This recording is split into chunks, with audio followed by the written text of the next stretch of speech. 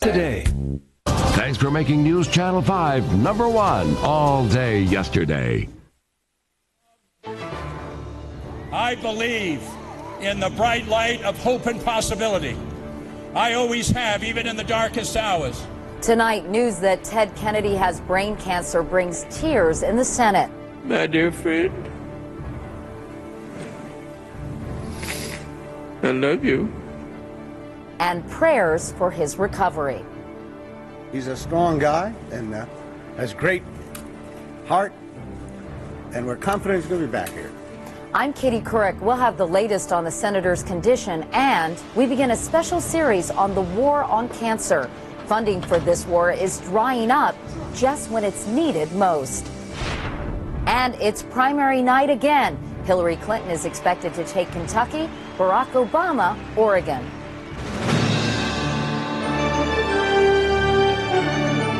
This is the CBS Evening News with Katie Couric. Good evening, everyone. He is known as the liberal lion of the Senate, a real fighter, and tonight Senator Edward Kennedy is fighting for his life. His doctors announced today that the last surviving Kennedy brother has a cancerous brain tumor. The senator's wife, Vicki, emailed friends with the news saying, "I have to be honest, we've been pitched a real curveball." But she went on to say, "This is only the first inning, and I want you to know that Teddy is in fighting form and ready to take this on." We have extensive coverage of this still developing story. First, Randall Pinkston in Boston. From the moment Senator Edward Kennedy was rushed to Massachusetts General Hospital after a seizure this past weekend, doctors have tried to determine the cause. Today, the physicians revealed the grim news. The preliminary results of a biopsy of the brain showed in the left parietal lobe a malignant glioma. Doctors say it's one of the most common types of tumors and often has a poor prognosis, life expectancy ranging from 1 to 5 years. In Washington, where the 76-year-old Kennedy has served more than 4 decades, the news shook his colleagues to the core on both sides of the aisle. Thank God for you, Ted. Thank God for you. Churchill once said, in the darkest days of the battle of Britain, never give in. He's a strong guy and has great heart, and we're confident he's going to be back here. The presidential candidates also reacted to the news of his illness. I might not be in the Senate had it not been for some of the battles he's fought in the past for voting rights and civil rights. We hope and pray that they will be able to treat it, and that he will experience a full recovery. He's a fighter. There isn't anybody like him. And back in his home state, voters are also in shock. I'm terrified for him. Yeah, terrified, absolutely terrified for him. Kennedy's family, his wife and 2 sons, visit every day. This photo, released this afternoon, shows a smiling senator with his family in the hospital. They have not spoken to reporters, but his wife Victoria released an upbeat statement. "Teddy is leading us all," she said, as usual, with his calm approach to getting the best information possible. "He's also making me crazy and making me laugh by pushing to race in the Fagawi this weekend." The Fagawi is a yacht race. Retired WBZ political reporter John Henning, who covered Kennedy for 40 years, says the reaction is typical Kennedy. I'm not surprised that they're upbeat. That's the way they do things. They circle the wagons and they face adversity head on and don't turn their back on it. They're fighters. Mrs. Kennedy says they have not yet decided on a course of treatment. They are seeking advice from several experts, trying to get the best advice they can find. Katie? Randall Pinkston in Boston tonight. Thank you. Dr. Michael Sisti is a neurosurgeon at Columbia University Medical Center here in New York. He specializes in the treatment of complex brain tumors. Dr. Sisti, I know you're not Senator Kennedy's doctor. We should state that right off. But what can you tell us about malignant gliomas? Well, these are the most common tumors that occur inside the brain and nowhere else in the body in patients of Senator Kennedy's age. Approximately 10,000 people a year in the United States are afflicted with this particular type of tumor. Now, we have a model of a brain here. Can you show us where Senator Kennedy's tumor is located and what part of the body that controls? Well, the brain is in 2 halves, a right and a left half. The parietal lobe is close to the top of the brain, near to the back. It involves cells that give sensation, feeling to the opposite side of the body, and language function. And it would be this region right over here. So it's a very sensitive area. Can Yes. these tumors be surgically removed? Some of them can be. If the tumor is close to the surface and reasonably small, it could be successfully removed. However, if the tumor is infiltrating deeply into the brain, then there could be risk to sensory function or movement, in which case surgery would probably be a bad idea. Pretty dangerous. Meanwhile, I know that he will be treated, according to his doctors, with chemotherapy and radiation.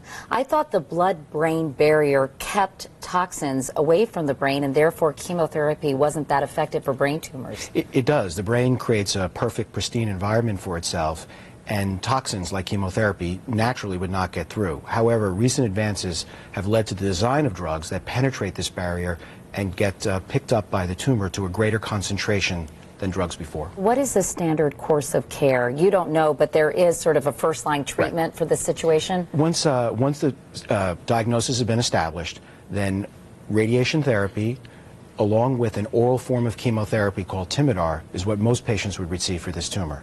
The drug is given by mouth. It has relatively few side effects. Most patients with the radiation and chemotherapy can function very well and do their job, enjoy life while they're getting the treatment. So he could keep working in the Senate, possibly? Yes, I think that's possible. Well, Dr. Michael Sisti, thanks so much. You're welcome. Ted Kennedy has been in the Senate since 1962, second only to Robert Byrd in seniority. Bob Schieffer is our chief Washington correspondent. And Bob, I know you've been covering Senator Kennedy for most of his career. You know, Katie, I've covered him. I was just thinking about it for nearly 40 years. I saw him just last week at a dinner for cancer survivors in this family that's had so many tragedies. We forget that his own son, Teddy Jr., lost a leg to cancer as a teenager. He is always there for causes like that. What you learn after you've been in Washington a while is that the politicians the public sometimes sees as the most partisan and divisive are often seen within the institution of the Senate as the most respected and most willing to reach across the aisle to get things done. No one, liberal, conservative, Republican, or Democrat, was more trusted by his colleagues or better at that than Ted Kennedy. He worked with conservative Republican Bob Dole on significant legislation to help the disabled. He worked with the even more conservative Orrin Hatch on legislation on children's health issues. And President Bush's education legislation would simply have gone nowhere without Ted Kennedy's help. I think that's why Republican John McCain said today that Ted Kennedy is the single most effective member of the Senate if you measure by results. And you know what? Hillary Clinton may not agree with McCain on much, but she agreed with him on that one today. Kennedy has been here so long and has been such a presence that he's like one of the monuments. It's just hard to imagine the Senate or this city, Katie, without him. Well, we wish him all the best. And Bob, thank you for your words tonight. We appreciate it. Turning now to today's presidential primaries. Polls close in Kentucky at the top of this hour. Meanwhile, in Oregon, it's all being done by mail, 11 Eastern time, the deadline for getting those ballots in. 103 delegates are up for grabs in the two states. Barack Obama leads the national count by nearly 200 delegates. He can't clinch the nomination tonight, but he is expected to reach a milestone, locking up a majority of the pledged delegates this primary season. Dean Reynolds is in Des Moines, and Dean, the frontrunner is walking gingerly toward the nomination, isn't he? That's right, Katie. He has a delicate balancing act. On the one hand, he wants to further the impression that he is going to be the big winner without painting Hillary Clinton as the big loser. So the watchword tonight is going to be nice. He's been saying that Hillary Clinton has run a wonderful campaign, a magnificent race, if you will. And that's the kind of language that is designed to placate many of Senator Clinton's supporters who say they are disaffected from this race if Barack Obama is the nominee and may actually go and vote for John McCain in the fall. So there'll be no crowing tonight, even though the delegate harvest is significant, as Senator Obama acknowledged in an interview today with CBS News. Thank you so much. Well, what it means is that we've won the majority of delegates that have been assigned by voters during the primaries and the caucuses, and hopefully we'll be able to secure this nomination in the coming weeks and then focus our attention on the real choice that the American people are going to have. Of course, he doesn't have to declare victory, Katie. He's going to let his numbers do the talking for him. All right, Dean Reynolds. Dean, thank you. Jim Axelrod is in Louisville covering the Clinton campaign. And Jim, her campaign is running out of road, but not necessarily passion. Yeah, you know, the good news for Hillary Clinton, Katie, is that she's expected to win big here in Kentucky. But, you know, it very well may be the last chance for her to score the kind of big margin victory that allows her to question Barack Obama's electability. No one inside the Clinton camp is expecting a margin like last week's 41-point win in West Virginia, but polls suggest she could win by 20 or more. Her base of white working-class voters is well represented among Kentucky's Democrats. But even then, however, it's doubtful she would sway many of the uncommitted superdelegates over to her that she needs, and that's really the last chance left for her. Clinton certainly isn't throwing in the towel. In fact, she's heading to Florida tomorrow, where she'll continue to argue that those disputed delegates there should be counted. Katie. To be continued. Jim Axelrod in Louisville tonight. Thank you, Jim. Meanwhile, there's much more CBS News ahead, including the fight over flame retardant chemicals. Some may be extremely toxic, yet there's still a push for manufacturers to expand their use. But up next, the war on cancer, why some of the best and brightest foot soldiers are retreating from the fight.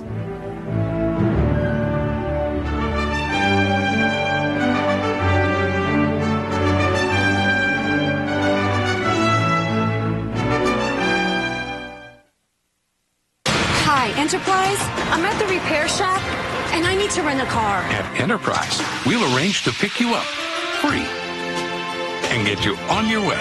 Next day, Mom. Pick Enterprise. We'll pick you up.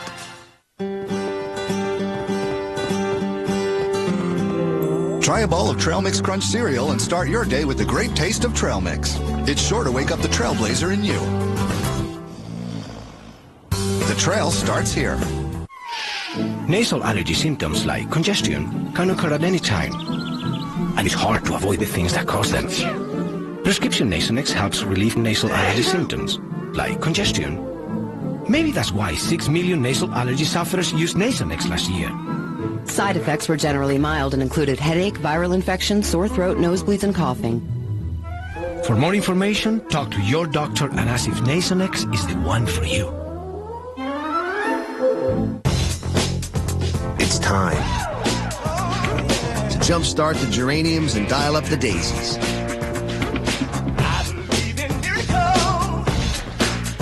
It's time to get outside and grow something. It's time to feed your dreams and make what's yours, yours. Miracle Grow Liquifeed Advance. It's grow time.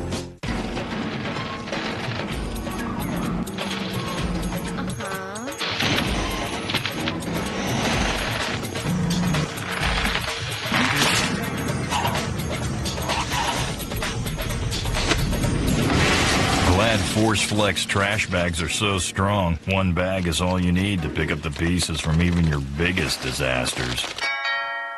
Where do you want the piano? For stretchable strength, get Glad Force Flex. Imagine a place that brings you pleasure, a place that comforts you like nothing else. And what if you could go there tonight and every night? Welcome to Tempur-Pedic. It's more than just a bed. It's therapy for your senses. With the simple promise of feeling good all over, we invite you to learn more about our science and experience our soul. Welcome to Tempur-Pedic. Welcome to bed. The news today that Senator Ted Kennedy has cancer reminds us again how this disease can change our lives in an instant. Nearly 1 in 2 men and more than 1 in 3 women in this country will be diagnosed with cancer in their lifetime. And yet, since 2004, federal funding for research into the 4 most common kinds of cancer, lung, colon, breast, and prostate, has been cut by more than $100 million. Tonight, we begin a special series, The War on Cancer, Where We Stand. So this is really exciting. They are America's foot soldiers in the war on cancer. Young scientists whose research may someday lead to better treatments, maybe even cures.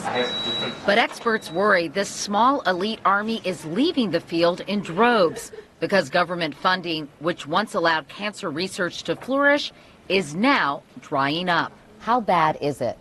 I think we're at very high risk for losing some of our best and brightest young people. It's very disheartening between all the economic problems in the United States, the continuation of the Iraq War, the low levels of funding. So what does that mean? Short term, it's not good. The statistics are staggering. Between 1998 and 2003, Congress doubled the National Institutes of Health budget, allowing research to thrive. But since 2004, funding has flatlined. Today, only 1 in 10 promising cancer research proposals gets funded. And on average, researchers are 43 years old when they get their first grant. These doctors are frustrated.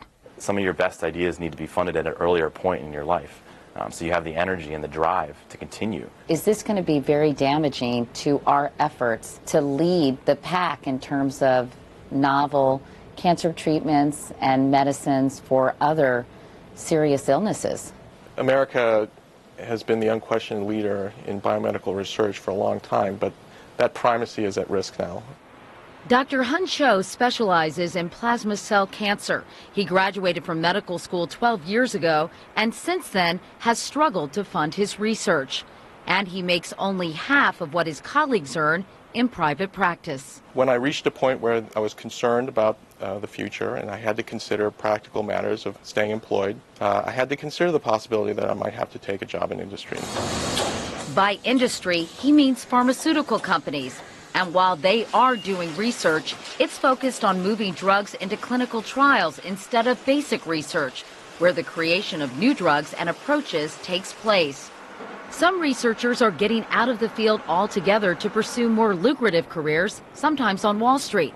Still others are heading overseas, where governments and companies in Asia and Europe are creating a brain drain in this country, attracting young Americans like Duncan Odom, who left MIT to go to Great Britain's Cambridge University. The feeling within Europe itself that there's a very positive, forward-thinking, optimistic feel about the future of not just cancer research, but science research in general.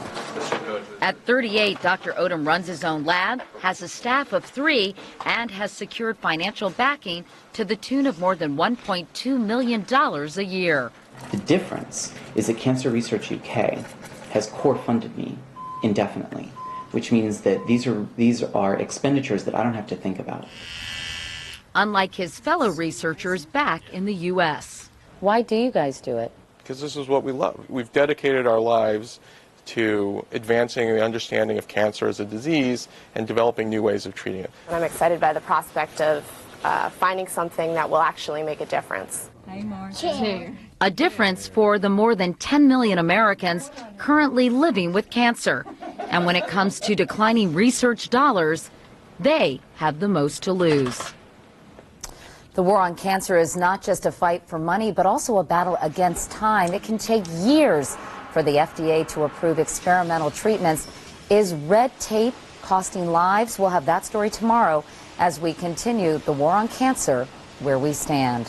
One overseas note: in China tonight, the state-run media report 139 students and teachers were rescued from the wreckage of their school 8 days after that earthquake. And there's another survivor story as well. A man is in stable condition tonight after being pulled from beneath the rubble on a hillside. The Beijing government expects the death toll to top 50,000, and 5 million survivors are now homeless. Coming up next, flame retardant chemicals could be hazardous to your health, but there's a battle to keep them on the market. Well, how y'all doing? Is that a rib there on your plate? Under the finest sauce I ever ate. I need one right now and don't make me wait. Mister, can you please spare a rib? There's just one sauce I want on my bed. Oh, mister, can you please spare a rib? KC Masterpiece, the sauce that inspires. Go to KCMasterpiece.com for a chance to meet Tim McGraw at an upcoming concert. A bad day is when your blood sugar is 30 or 60, when you're ready to go running 5 miles. Oh, it takes a lot of discipline. You can't wish away a hill or a mountain. You can't wish away your diabetes. You have to be ready for whatever life throws at you that morning. Using a blood glucose meter helps me course correct in the middle of a run. The Contour Meter from Bayer. No coding technology means no coding errors and more confident choices. My meter is a running partner. I'm Joanna Gary, completing a marathon. Now that's my simple win. Impressive resume. I see you're flatulent in 3 languages, graduated top of your gas. Got gas on your mind? Your son Rip is on line toot. Try Gas X. Powerful relief from pressure and bloating in a fast-dissolving strip. Gas X. Pressure's off. To help avoid dental problems, my dentist gives me Act Restoring mouthwash. Act restores minerals to soft spots and strengthens enamel up to 2 times harder. My breath is great, and so are my checkups. Act Restoring mouthwash, the one dentists believe in. Tim, nobody ever asked me what I want to be when I grow up. Maybe it's your name. Richard? No, Smucker. When your last name is Smucker and you live in Orville, everyone knows what you'll do when you grow up. You're going to make the world's best jam. I love jam. For 5 generations, with a name like Smucker's, it has to be good. I'm an eye doctor and a patient. For my type of chronic dry eye, over-the-counter drops aren't enough. So I also use what I prescribe for many of my patients, Restasis. It's the only prescription eye drop to help increase tear production, which may be reduced by inflammation due to chronic dry eye. Restasis shouldn't be used by patients with active eye infections and hasn't been studied in patients with a history of herpes viral infections of the eye. The most common side effect is a temporary burning sensation. Ask your eye doctor if Restasis is right for you. It is for me. We told you last night that some of the flame retardant chemicals in the products we use can be hazardous to our health. Researchers have been pushing for a ban on these chemicals, but as Wyatt Andrews reports, the industry is pushing back.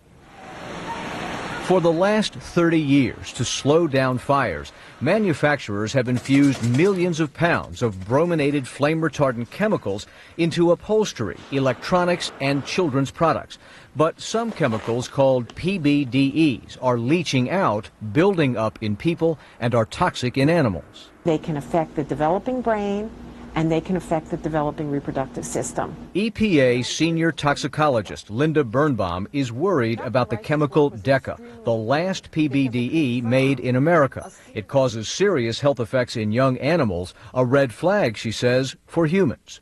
I am very concerned for the human population. So far, 2 states, Maine and Washington, are phasing out DECA. 6 others, including California, are considering similar bans. Despite the growing concern over flame retardant chemicals, the industry, along with groups supported by industry, is lobbying to increase the use of chemicals in a wide range of consumer products. Fire can destroy a home. For example, to fight the state bans, the bromine industry creates neutral-sounding front groups, like this one, Californians for Fire Safety, to argue that DECA is safe and saves lives. We can't take a chance on fire safety. Another example, when the Consumer Product Safety Commission proposed new standards for furniture without requiring the use of any fire-retardant chemicals, another group close to industry, the National Association of State Fire Marshals, began lobbying for standards that would require chemicals. That's a serious, serious issue for us.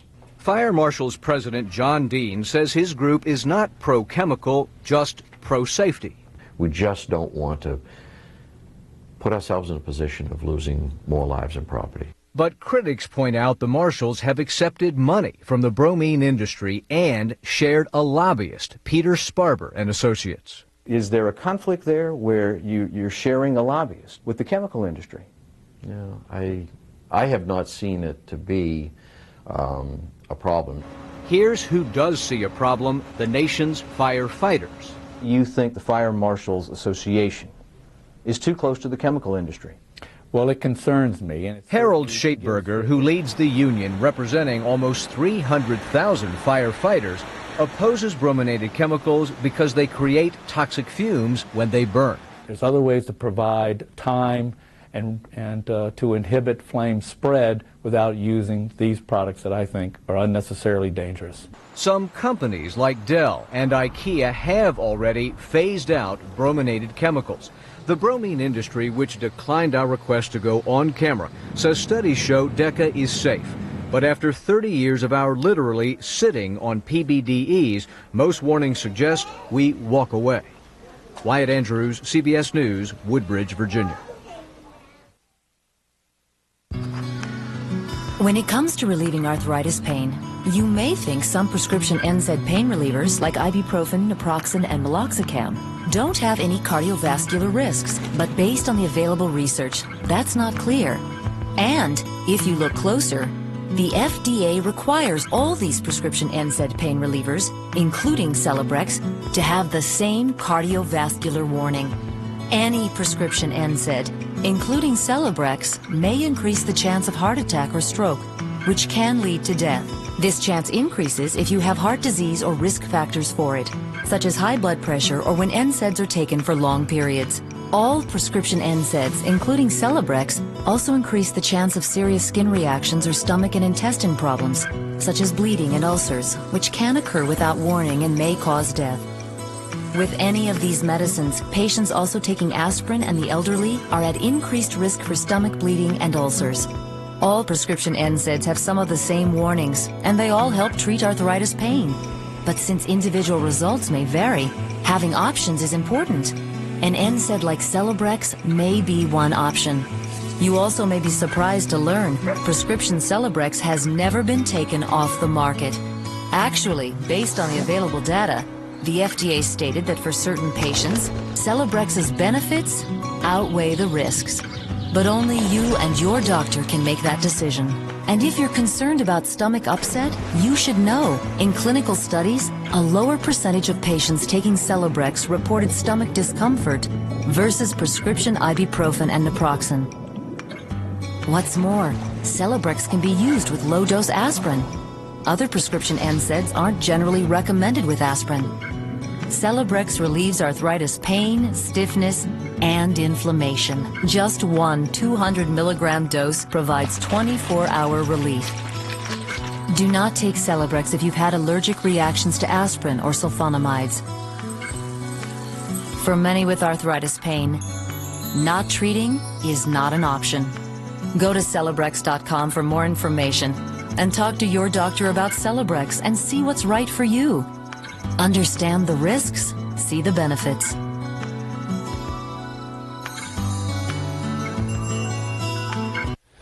Well, it's a crisis affecting many soldiers returning from overseas. They suffer from depression but don't seek help. Some even take their own lives. One soldier's widow speaks out next. Show. An update now on our top story. Senator Ted Kennedy is in Massachusetts General Hospital tonight battling cancer. His doctors revealed today that Kennedy, who is 76, has a malignant brain tumor. They are working now on a course of treatment. The senator, meanwhile, is vowing to beat the disease. And if there's any doubt that he is a fighter, we want to end tonight with one of his most famous speeches delivered at the end of his one and only run for president. For me, a few hours ago, this campaign came to an end. For all those whose cares have been our concern, the work goes on, the cause endures, the hope still lives, and the dream shall never die. Senator Edward Kennedy at the Democratic National Convention in 1980. All of us at CBS News send our thoughts to the senator and his family. I'm Kitty Couric. Thank you for watching. I'll see you tomorrow. Good night.